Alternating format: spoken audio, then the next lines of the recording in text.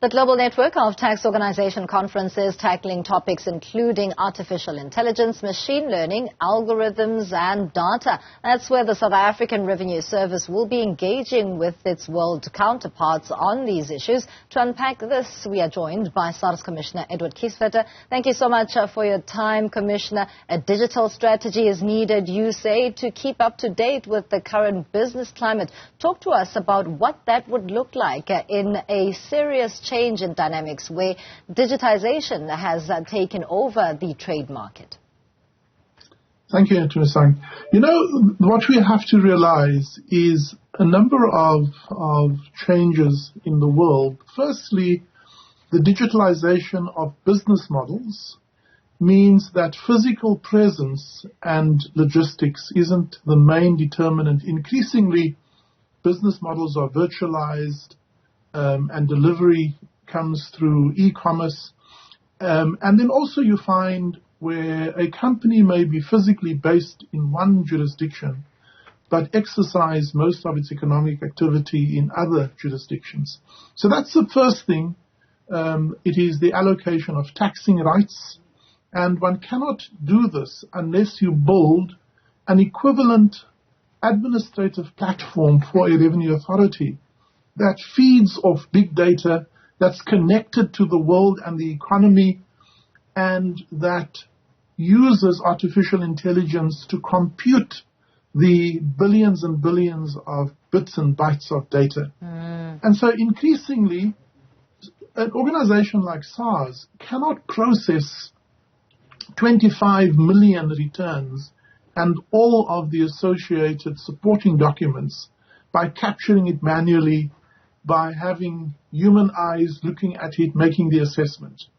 And so we have been embarked on a journey of digitalization, which is really using enabling technology across the entire administrative platform that interfaces with the taxpayer, that interfaces with third-party data providers, that interfaces with other service providers, and then using all of that data and to use predictive analytics, to use machine learning algorithms to actually do the work that formerly people, assessors and auditors would have done. You've also mentioned, Commissioner, that on the African continent we are lacking when it comes to tax revenue collection on the e-commerce trade. How much of an issue is this, and talk us through the losses? So this is exactly the point that I make. How does a revenue authority become available of trade that takes place over the internet if it isn't connected to the internet? And so we find, in addition to any other form of arrangements which are really aggressively trying to avoid tax base and to erode the tax base from the African continent, it is simply just being aware that a transaction has taken place. And so increasingly we know that the financial services, when payments are made through banks, then these payments are properly recorded. When payments appear to be suspicious, banks are supposed to report it to the Financial Intelligence Center, and that then seeks to keep track of the flow of information that relates to transactions, sales, and the commensurate payment thereof. What happens, though, is firstly, a number of transactions are masked. Their true values are not declared. They are either overstated when they export a trade because they can arbitrage the VAT payment, or they underdeclare the value so that they can avoid a customs payment, or they mask the nature of their goods. So you need interventions that can trace and profile every transaction. And our customs organization and the modernization program seeks to do that. You can imagine if we have millions of transactions, you cannot stop everyone. And so information exchange, information transparency is key. Yesterday, one of the key points I made is the creation of a single digital identity for every citizen, for every taxpayer.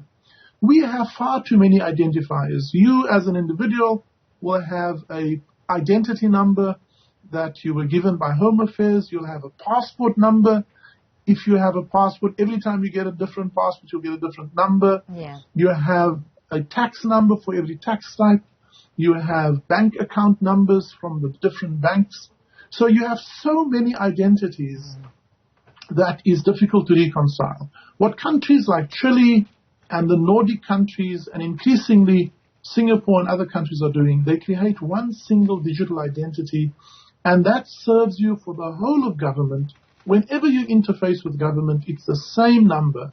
And that is one of the key things that I personally am promoting, that across Africa, but also across the global tax network, we look towards working towards a single digital identity that does not only help us serve taxpayers better by giving them a better ease of compliance burden, but it also begins to help us to detect the flows of money, the economic transactions that ultimately will help us to detect and to respond, sadly, to a proliferation of criminal and tax crime.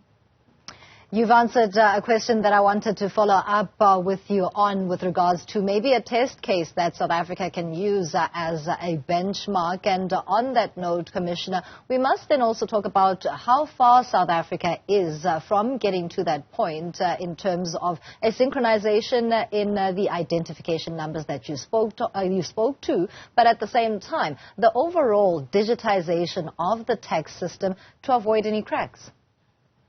No such decision has been taken at the policy level yet, and that's something that I would strongly promote, because you have to do it at a whole of government level. So that's the first thing. The second thing is the issue that was raised in our FATF evaluation, which is the ability to connect legal ownership to beneficial ownership. So very often, wealthy families, for example, can put their wealth in companies or entities that are legal entities, but place it one or two steps away from masking the fact that actually the family are the true economic beneficiaries. And so beneficial ownership is key, and that sits with the work of our companies register, SIPC, Home Affairs in terms of how we identify individuals, businesses, registration, tax registration. All of these have ultimately to agree that whenever you engage with government, you will only have a single identifier. We have a long way to go. What will be required is strategic clarity, a clear intent to achieve this. Secondly, political will to drive it through. Thirdly, the allocation of the financial resources and project competence to execute it. The companies who have done this have gained significant benefit, improving the integrity of their overall financial and economic infrastructure. Lastly and briefly, Commissioner, economic growth is a concern when it comes to building a fiscus and maintaining that tax revenue stays at a healthy rate. We had that 0.6% growth in GDP in South Africa, a consecutive second expansion in the economy. What is the view and reaction of SARS on that front? We are still below the printed estimate assumptions by Treasury. Clearly, the decline in economic activity, even though there's a marginal uptick now, is still holding back economic growth.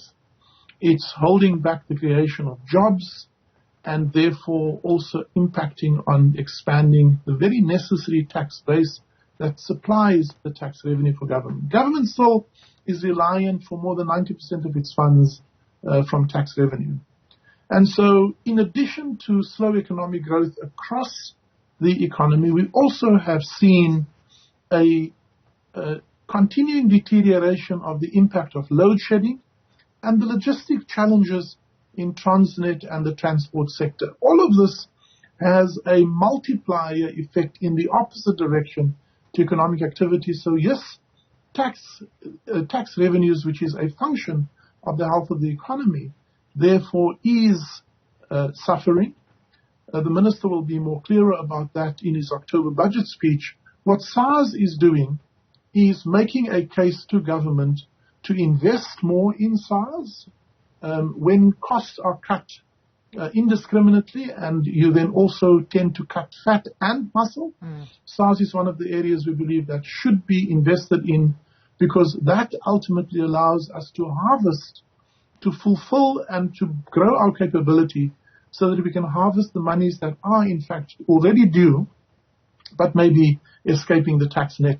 So that's our constant focus, to grow the compliance revenue to complement or to supplement some of the revenue shortfalls as a result of the economy.